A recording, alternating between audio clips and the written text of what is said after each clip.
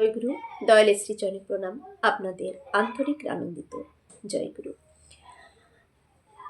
এটা আজকে যে বিষয়টি আলোচনা করব, মাসিক আলোচনা পত্রিকা থেকে নেওয়া 1421 সনের অনেকদিন আগের একটি ঘটনা। ঠাকুরের ছবিতে এক বাবা রেগে লাঠি দিয়ে মেরেছিলেন। সে ছবিতে মারার সময় কাঁচটিও ভেঙে যায় এবং ঠাকুরের একটি গাল কেটে যায়।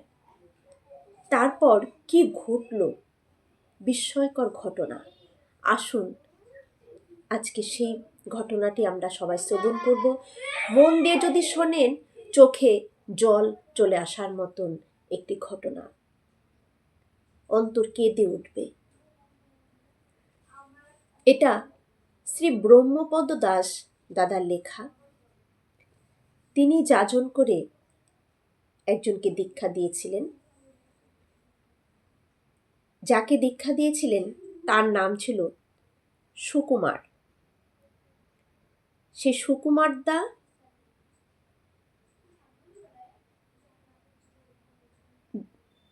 কে দীক্ষা দেওয়া হয়। দীক্ষা গ্রহণের সময় সুকুমার দার বাবা যে তিনি বাড়িতে ছিলেন না, তার অনুপস্থিতি সুকুমার দা দীক্ষা গ্রহণ করায়।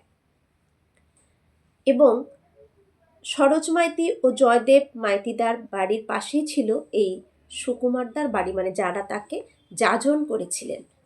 সুকুমারদা ছিলেন খুব পরিশ্রমী মানুষ, নিজ হাতে চাষ করে প্রচুর ফসল ফলাতেন।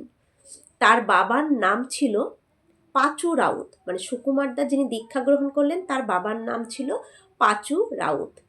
এভাবে যাজন কার্যে সুকুমারদা যখন মত্ত হয়ে উঠেছেন, মানে তিনি দীক্ষা নিয়ে যাজন কাজে মত্ত হয়ে উঠেছেন, তখন কোনো এক অনুষ্ঠানে তিনি সবার সঙ্গে দেওঘর যান।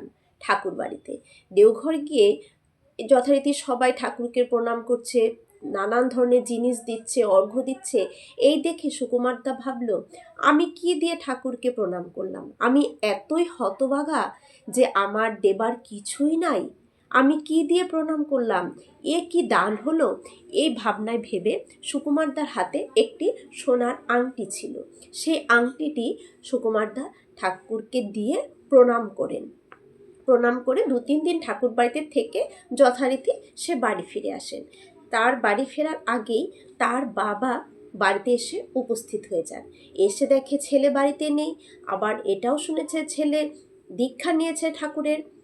এই কথা শুনে বাবা তো একদম রেগে চেগে একদম হয়ে আছে যে আসুক এবার বাড়িতে। আর তখনকার সেই এতদিন আগের ঘটনায়, এটা ছিল 1962 সালে। তখনকার সময় দীক্ষা গ্রহণ মানে বাড়ির লোক আর আত্মীয় স্বজনরা খুব বিপক্ষে চলে যেতেন তখনকার দিনে দীক্ষা গ্রহণ যদি কেউ করত। যাই হোক, সুকুমারদা দেওঘর থেকে যখন বাড়ি ফিরলেন, তার হাতে তার ব্যাগপত্র ছিল, আরেক হাতে তিনি দেওঘরে যখন 2-3 দিন ছিলেন তখন একটি ঠাকুরের ছবি তিনি কিনেছিলেন ঠাকুর বাড়ি থেকে। তো সেটা নিয়ে সুকুমারদা বাড়ি প্রবেশ করলেন। যেই বাড়ি প্রবেশ করলেন, তার বাবা তো একদম রেগে গিয়ে সুকুমারদার বাড়িতে কয়েকদিন থাকতে না দেখে তার বাবা যখন সুকুমারদাকে এই অবস্থায় বাড়িতে প্রবেশ করতে দেখলেন, এই দেখে মাথা গরম হয়ে উঠল। তিনি ছেলের সামনে এসে প্রথমেই তার হাতের দিকে দৃষ্টি নিক্ষেপ করে রাগত স্বরে বললেন, তোমার হাতে সোনার আংটিটি কোথায়? সুকুমারদা তখন বললেন, আংটি আমি শ্রী ঠাকুরকে দিয়ে প্রণাম করেছি। এ কথা শুনে তখন পাঁচু রাউতদা তেলে বেগুনে জ্বলে উঠলেন। একটা মোটা বাঁশের লাঠি নিয়ে এসে প্রথমে শ্রী ঠাকুরের কাছে বাঁধানো ফটোর ওপরে মারলেন জোরে এক ঘা। ফটোর কাজ তো সঙ্গে সঙ্গে ভেঙে গেল, আর সেই ফটোতে শ্রী ঠাকুরের গালও কেটে গেল, একটি গালও শ্রী ঠাকুরের কেটে গেল। এরপর আরম্ভ হলো পিতা পুত্রের ওপর নির্মম প্রহার। তারপর পিতা পুত্রের ওপর প্রহার শুরু করলেন। কিছুক্ষণ এরূপ প্রহার বর্ষিত হবার পর ছাড়া পেয়ে সুকুমারদার প্রথম দৃষ্টি পড়ল ঠাকুরের ছবির দিকে, যে ঠাকুরের গাল কেটে গেছে। শ্রী ঠাকুরের এমন অবস্থা দেখে তিনি কাঁদতে কাঁদতে বাবাকে বলতে থাকলেন, হতভাগা, হায় হায় হতভাগা, এ কি করলে তুমি? আমাকে মারলে তো মারলে, তা বেশ করলে, তুমি ঠাকুরকে এভাবে মারলে? ছেলেকে ঠাকুরের ফটো ধরে এভাবে করুণ বিলাপ করতে দেখে পাঁচুদার নিজ হঠকারিতার দরুন ভুল বুঝতে পারলেন যে তিনি একটা বড় ভুল করেছেন। তার বাবা সেটা তখন সেটা অনুভব করলেন। একটা যে ভীষণ অপরাধ তিনি করে ফেলেছেন এটা তিনি বুঝতে পারলেন। ইতিমধ্যে এরকম সুকুমারদার চেঁচামেচি শুনে পাড়ার যে গুরু ভাই বোনেরা তারাও দৌড়ে আসলেন। এসে এই পরিস্থিতি দেখে তারাও নানান কথা তখন সুকুমারদার বাবাকে, পাঁচুদাকে বলা শুরু করলেন। এসব শুনতে শুনতে তার ভেতর একটা মানে ভয়ের সৃষ্টি হলো এবং ভেঙে পড়লেন এবং ভীষণ ভয় খেয়ে গেলেন। ভয় এতটাই পেলেন যে যার ফলে ঘটনার পর থেকে তিনি আর একা ঘরে থাকতে পারতেন না। জানালা দরজা বন্ধ করে ঘরেই বসে থাকতেন। নানা রকম বিভীষিকাও তিনি দেখতে পেতেন। এমন ঘটনার কথা শুনে সুকুমারদা গ্রামবাসীর সৎসঙ্গীদের ডেকে নিয়ে ব্যাপারগুলো জানান এবং তারা তখন বলেন যে ঠাকুর বাড়িতে দেওঘর গিয়ে যেন তিনি ঠাকুরকে সব জানান। এবং বলাইদাকে পেয়ে পাঁচুদা অনুতপ্ত আগ্রহ সহকারে তখন দীক্ষা গ্রহণ করলেন। তখন তিনি সুকুমারদার যে বাবা পাঁচুদা তখন তিনি ভয়ে দীক্ষাটাও গ্রহণ করলেন যে আমি ভুল করেছি, আমি ঠাকুরের দীক্ষা নেব। দীক্ষা নেওয়ার পরেও কিছু হচ্ছে না। তখন বললেন যে আপনি একবার ঠাকুর বাড়িতে গিয়ে ঠাকুরের কাছে সম্মুখে গিয়ে এই ঘটনাটি নিজ মুখে স্বীকার করতে এবং ভুল স্বীকার করে আসতে। তিনি রাজিও হলেন, কিন্তু কর্মসূত্রে তাকে অন্যখানে চলে যেতে হলো, তাই তিনি যেতে পারছেন না। এভাবে 3টা বছর কেটে গেল, কিন্তু পাঁচুদার ভয় কোনোভাবে আর কাটলো না। ঘটনা 3 বছর পর পাঁচুদা সবার সঙ্গে দেওঘর গেলেন। 3 বছর পর যাওয়ার পরে প্রথমে এক গুরু ভাইকে বললেন যে এই এই কথাটা ঠাকুরের কাছে নিবেদন করার জন্য। তখন তিনি বললেন, এই সব কিছু শোনার পরে তিনি বললেন যে এই কথা ঠাকুরকে আমার দ্বারা বলা সম্ভব নয়, আমি বলতে পারবো না। আরেকজনকে বললেন, তখন তিনি বললেন, তখন যখন নিবেদন হলো না তখন ওই পাঁচুদা কাঁদছিলেন, দাঁড়িয়ে দাঁড়িয়ে কাঁদছে। সবার তখন মায়াও হলো তার প্রতি। তারপর আরেকজনকে গুরুভাইকে বললেন, তিনি বললেন ঠিক আছে আমি চেষ্টা করছি, এটা তো বলা যায় না ঠাকুরকে, তবুও আমি বলার চেষ্টা করব। তো সবাই এক সাইডে ঠাকুরের সামনে গিয়ে তারা দাঁড়ালেন।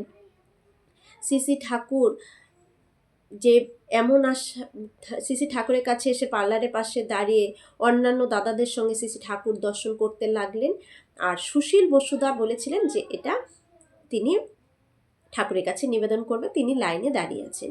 ঠিক এই সময়ই তো সেখানে পাঁচুদা দাঁড়িয়েছেন, অন্যান্যরা প্রণাম করছেন, নানান কথা নিবেদন করছেন, এগুলো পাশে দাঁড়িয়ে পাঁচুদা সব কিছু দেখছেন। ঠিক এই সময় শ্রী ঠাকুর হঠাৎ ঘুরে গালে হাত দিয়ে ব্যথায় ভেঙে পড়লেন। গালে হাত দিয়ে তিনি ব্যথায় শ্রী ঠাকুর ভেঙে পড়লেন আর বলতে লাগলেন, দেখ কে আমার গালে মারলো, 3 বছরের ব্যথা, চুন নিয়ে আয়, ওষুধ নিয়ে আয়। ঠাকুর বলতে লাগলেন, হঠাৎ করে তিনি ঘুরে গিয়ে তার গাল দেখিয়ে বললেন, উফ দেখ হঠাৎ কে আমার গালে মারলো, 3 বছরের ব্যথা, চুন নিয়ে আয়, ওষুধ নিয়ে আয়। শ্রী ঠাকুরকে তখন হঠাৎ করে এভাবে ব্যথায় ভেঙে পড়তে দেখে সকলে, বিশেষ করে সেবা চর্চায় তারা সবাই সেবা চর্চা দেওয়ার জন্য সবাই তখন দৌড়ে ছুটে এলো। আর সেই মুহূর্তে পাঁচুদা তো জানেন ব্যাপারটা, পাঁচুদা জানলা দিয়ে ভিতরে ঢুকে দৌড়ে গিয়ে ঠাকুরের পায়ের কাছে হাঁটু গেড়ে বসে কাঁদতে লাগলেন। কাঁদতে কাঁদতে বলতে লাগলেন, হ্যাঁ ঠাকুর, আমি সেই হতভাগা, আমি সে পাপী, না জেনে না বুঝে 3 বছর আগে মেরেছি আপনার গালে, দয়া করে ক্ষমা করুন, শ্রীচরণে স্থান দিন। এই কাতর উক্তি শুনে শ্রী ঠাকুরের মুখ গম্ভীর হয়ে ওঠে। তারপর সহজ হয়ে তিনি বললেন, তুমি আমাকে মেরেছ, এই জন্য আমি তোমাকে ক্ষমা করলাম, কিন্তু তুমি যে আমার আশ্রিতের গায়ে হাত দিয়েছ তার জন্য তোমাকে প্রায়শ্চিত্ত করতে হবে। বললেন, হ্যাঁ আমি প্রায়শ্চিত্ত করতে রাজি, আমাকে কিভাবে আমি প্রায়শ্চিত্ত করব, আপনি তার বিধান দিন, আমি সেটাই করব। তাই তিনি আশান্বিত হয়ে হাত জোর করে প্রায়শ্চিত্ত বিধান জানার জন্য তিনি শ্রী ঠাকুরের চরণ প্রান্তে বসে আছেন। পরম প্রেমময় শ্রী ঠাকুর তখন পাঁচুদাকে আশীর্বাদ করে বললেন, তুমি নিরামিষ খাবে আর প্রতিদিন সকালে বৈদ্যনাথের স্নান জল খাবে।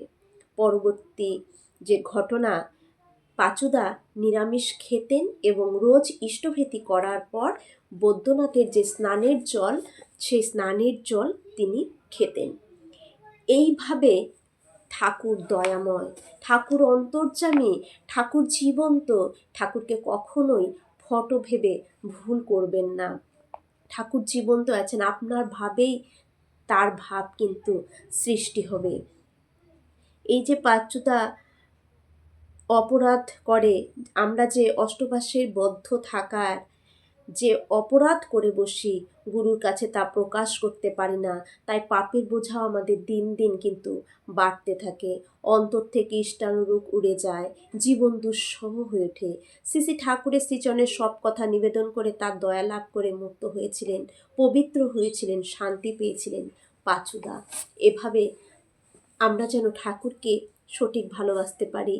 ঘরে যে ঠাকুর আমাদের যে নিত্যদিন আমরা পূজা করি, সে শুধু কিন্তু ফটোকেও ভাববেন না, সেখানে ঠাকুর জীবন্ত। সেই সামনে গিয়ে রোজ আমরা প্রার্থনা করছি, ইষ্টভৃতি করছি, পুজো দিচ্ছি, প্রণাম করছি, রোজ তার সাথে কথা বলছি। তিনি সেখানে যখনই তার কথা হয় সেখানেই তিনি উপস্থিত থাকেন। আমরা যে রোজ প্রার্থনায় বসি, তিনি স্বয়ং তখন আমার ঘরে উপস্থিত থাকেন। তাহলে তিনি কিন্তু জীবন্ত। তাকে যেভাবে আপনি গ্রহণ করবেন, তিনি আপনার কাছে সেইভাবেই ধরা দেবে। সবার মঙ্গল প্রার্থনা করি।